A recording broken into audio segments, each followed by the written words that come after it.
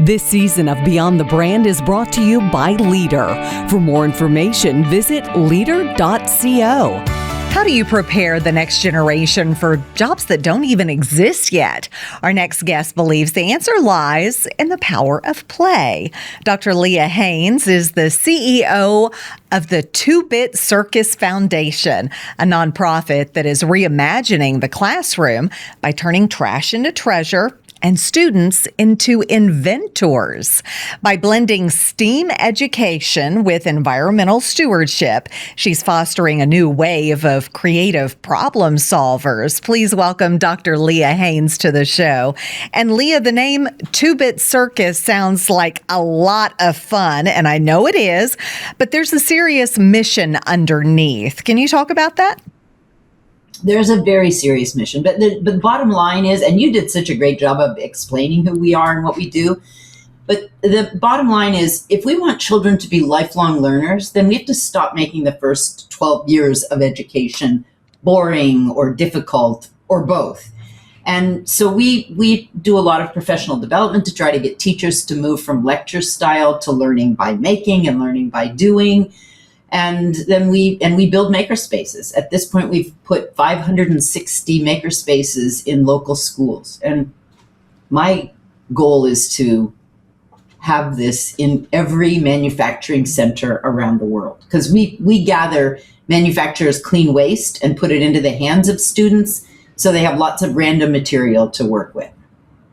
So you're giving them permission to get their hands dirty and actually learn hands-on activity. Tell us, I know that you've gone to STEAM, which adds an A to the STEM program that most people are familiar with. Will you explain that?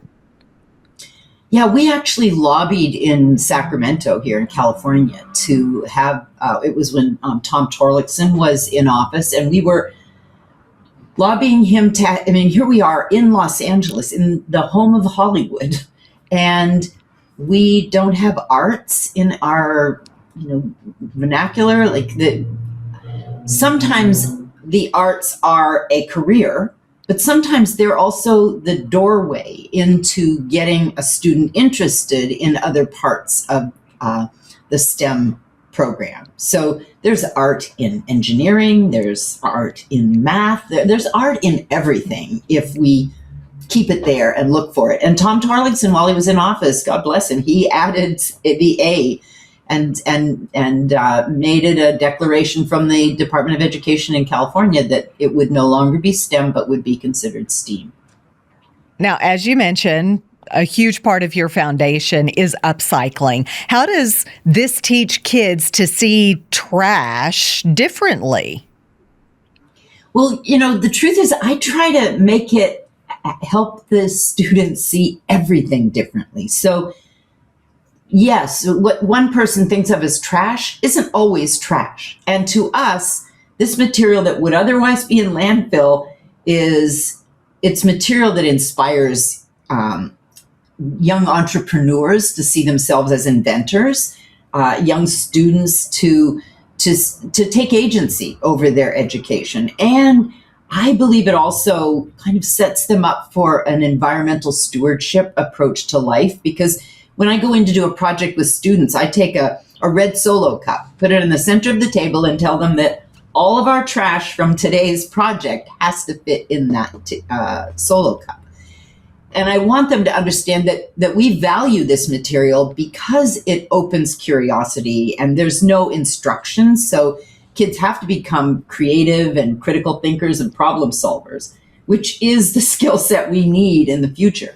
We are introducing a lot of problems to this generation of current students, and we need them to be problem solvers, to be able to think their way through these things. And as technology advances and systems advance, then hopefully these students will find ways to resolve some of the messes that we're leaving behind and some of the messes that our previous generations have left behind.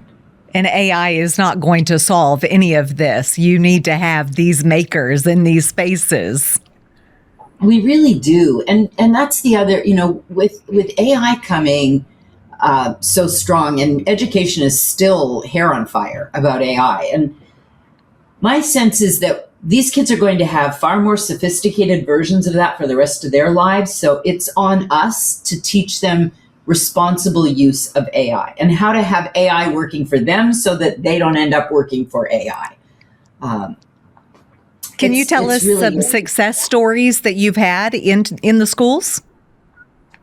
Well, I suppose the biggest success we have, I suppose, is with the feedback we get from educators who will tell us that, I had a hard time getting kids involved in the projects I wanted them to do until we found your warehouse. And now that we have, in the 560 maker spaces that are out there, we get notes and pictures all the time about what has been created in the maker space and what they're doing. And also Kane of Kane's Arcade. If you haven't seen the little 10-minute documentary called Kane's Arcade, you will never regret the 10 minutes you spend watching it. It's the story of a young man, 9 years old, going to work with his dad all summer in an automotive junkyard in South LA. And Kane was bored, and he built for himself an incredibly impressive arcade out of nothing but cardboard, tape, and a marker. He used his own toys as the rewards. And so Kane, I said, he was 9 when that happened. I met him then, and he hated school. He hated being a student.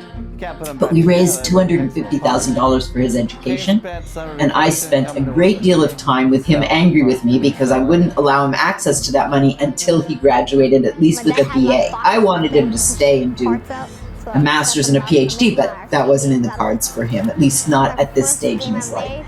But an incredible success story. Someone who was considered a slow learner in school. He was socially quiet. He wasn't somebody who stood out or made a lot of noise in class, so he wasn't really noticed. But the other thing that I think is important for us to know about that kind of a success story is that here was a 9-year-old boy out in front on the sidewalk, sweeping up in front of Dad's shop, inviting everybody to come and play his arcade game, and no one did. It took the whole summer he was there, and a producer, a documentary film producer, was a little down on his luck. He showed up and saw what the kid was building. He engaged. He bought a fun pass. He did, and then he asked the dad, "Do you mind if I come back and do a little video about Kane and his arcade?" And the dad said, "Well, the joke around here is that you're his only customer." So all summer, what's wrong with we adults that we would walk by an inspired child who's inviting us to come and see what he's made, and we don't even talk to him or engage with him? That's just something very wrong about us for that. Yeah, absolutely. How does Two Bit Circus Foundation ensure that students in underserved communities have the same access to these high-tech, high-touch learning experiences? I'm so glad you're asking that question, because these maker spaces were inspired by a tour I made of the Geffen High School here, where the students there were working on a project with students in Germany and Japan through Google Translates, but they all had the same equipment. They had the identical maker space that they have at the MIT Fab Lab.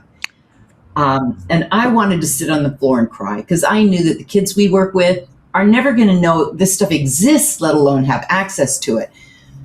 So I came back and talked to my folks at the warehouse about what I saw and what could we do, and that's where our maker spaces came from. So the Fab Lab is, somewhere between $100,000 and $250,000 to put into your school. Not many schools can do that. We're about $15,000 to put into the school, and the upkeep is minimal because there's new batches of trash coming from the manufacturing centers all the time. We've so far rescued over 900 tons of material from going to landfill and put it into the hands of young inventors. But that's our mission. That's, what we're trying to do is to get students engaged, excited about getting back to school to work on the project they're working on. If somebody wants more information on the foundation or even the Start Building, how do they get in touch with you?